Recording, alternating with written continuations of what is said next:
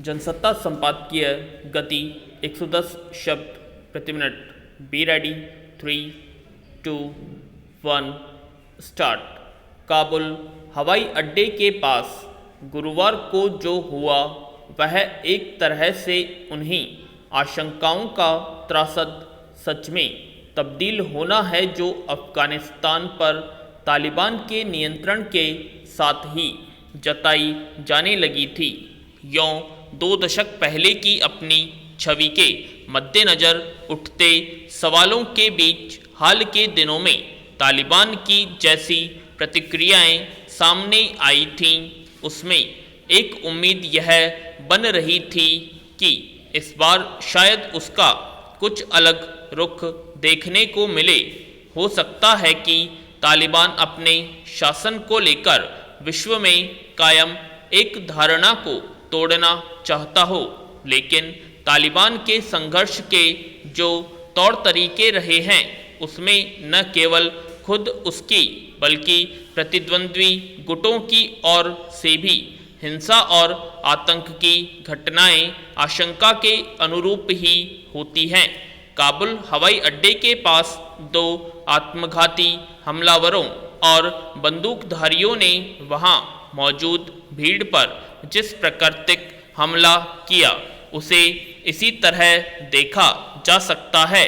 इस हमले में 11 अमेरिकी नौसैनिकों सहित कम से कम 72 लोगों की जान चली गई, जबकि 150 से ज़्यादा लोग बुरी तरह घायल हो गए।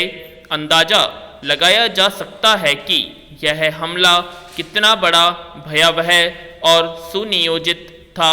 पैरा खबरों के मुताबिक इस हमले की जिम्मेदारी इस्लामिक स्टेट यानी IS के खोरासाना गुट ने ले ली और कहा कि उसके निशाने पर अमेरिकी सैनिक थे। बड़ी संख्या में आम नागरिकों के भी मारे जाने के बाद उठने वाले सवालों के मद्देनज़र स्वाभाविक ही है कि अमेरिकी सैनिकों को निशाने पर रखने का बहाना बनाया जाए, लेकिन सच यह है कि ऐसे हमले किए ही इसलिए जाते हैं ताकि उसमें ज़्यादा से ज़्यादा लोग मारे जाएं और उससे स्पष्ट संदेश हो जाए। इस तरह के आतंकवादी समूहों की नज़र में किसी की जान की कोई कीमत नहीं होती, वे उनके प्रतिद्वंद्वी हों या फिर आम नागरिक। IS के खोरासान गुट के काम करने का इलाका ईरान, तुर्कमेनिस्तान और अफ़गानिस्तान है और वह बेहद खतरनाक आतंकी समूह है। यह हमला अमेरिकी सैनिकों की वापसी के अंतिम चरण में और तालिबान के अफ़गानिस्तान में लगभग सभी इलाकों पर नियंत्रण के बाद सामने आया। तालिबान अपने कब्जे के दौरान अफ़गानिस्तान के लोगों के लिए अमेरिकी सैनिकों के कब्जे से छुटकारे के जिस आश्वासन के सहारे आगे बढ़ रहा था, ताज़ा हमला उस पर गहरा सवालिया निशान लगाता है। पैरा स्वाभाविक ही दुनिया भर में मानवीय सरोकार रखने वाले लोग इस बात को लेकर फिक्रमंद हैं कि वहां आने वाले दिनों में और कैसी त्रासदी खड़ी हो सकती है। इस बात की पूरी आशंका है कि अफ़गानिस्तान में अब तालिबान, IS या अन्य हथियारबंद आतंकी समूहों के बीच हितों और वर्चस्व को लेकर भयानक हिंसा का नया दौर शुरू हो सकता है। जाहिर है इसके सबसे ज़्यादा शिकार अफ़गान नागरिक होंगे जो कभी अमेरिका या अन्य देश तो कभी तालिबान जैसे समूहों के टकराव के बीच लंबे समय से पिसते रहे हैं।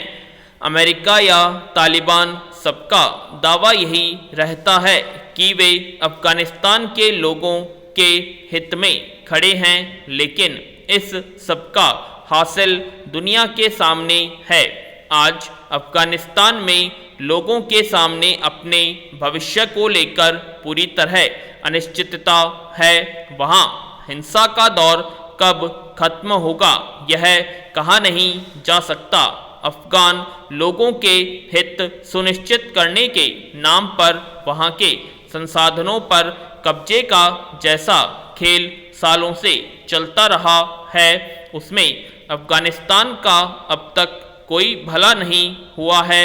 अब ताज़ा आतंकी हमले के बाद देखना यह है कि अफगानिस्तान पर नियंत्रण के बाद तालिबान ने सत्ता संचालन और सब कुछ ठीक करने का जैसा आश्वासन दिया था, उसे लेकर उसका अगला रुख क्या होता है। पैरा एक बार फिर कोरोना ने 5 पांव पसारने शुरू कर दिए हैं।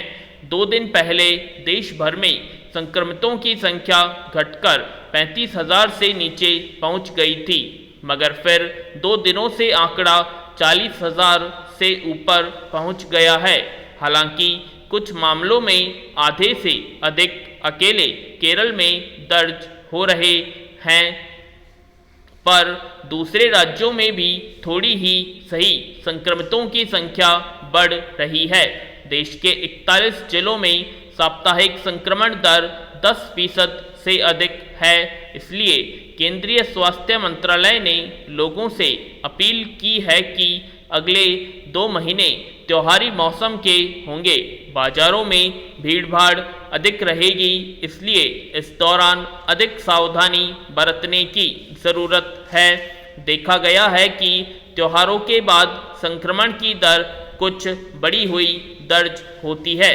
इसलिए केंद्रीय स्वास्थ्य मंत्रालय और भारतीय आयुर्विज्ञान अनुसंधान परिषद ने लोगों से अपील की है कि वे कोरोनोचित व्यवहार अपनाएं, कोरोना नियमों का सख्ती से पालन करें।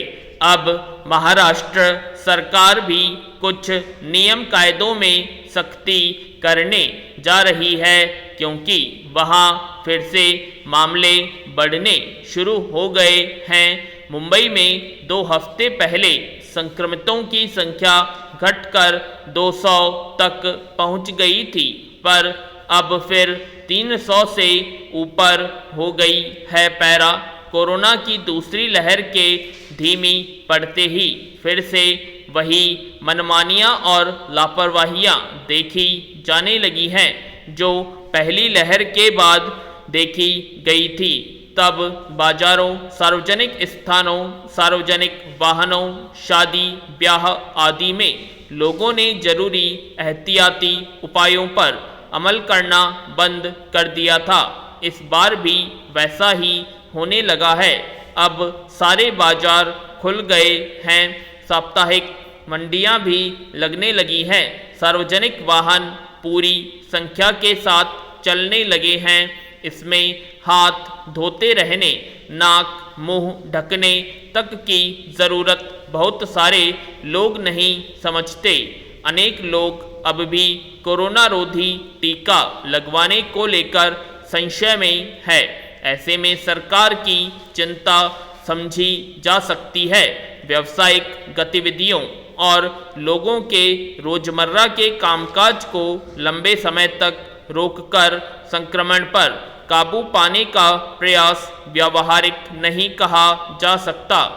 लोगों को खुद अपनी सेहत और जीवन को संकट में पड़ने से बचाने को लेकर सतर्क रहना होगा।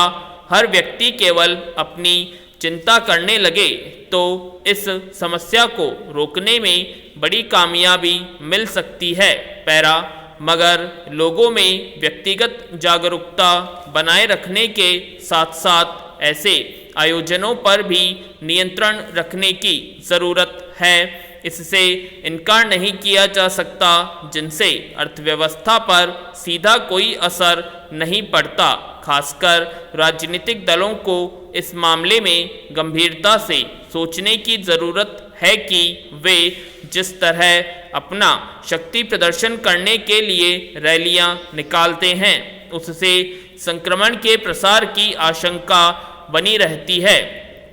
पिछले दिनों विपक्षी दलों ने कई बार रैलियां आयोजित की।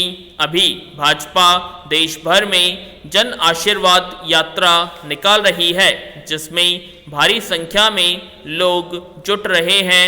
अभी जिन राज्यों में विधानसभा के चुनाव हैं वहां भी रैलियों का सिलसिला बढ़ता जा रहा है। पश्चिम बंगाल विधानसभा और उत्तर प्रदेश में पंचायत चुनावों का अनुभव अभी लोग भूले नहीं हैं। ऐसी राजनीतिक गतिविधियों में लोगों का कोरोनोचित व्यवहार की परवाह तक नहीं की जाती। इसलिए तीसरी लहर के खतरों को भांपते हुए न केवल आम लोगों बल्कि राजनीतिक दलों पर भी कोरोना नियमों के पालन का कठोर दबाव बने रहना चाहिए। पूर्णविराम।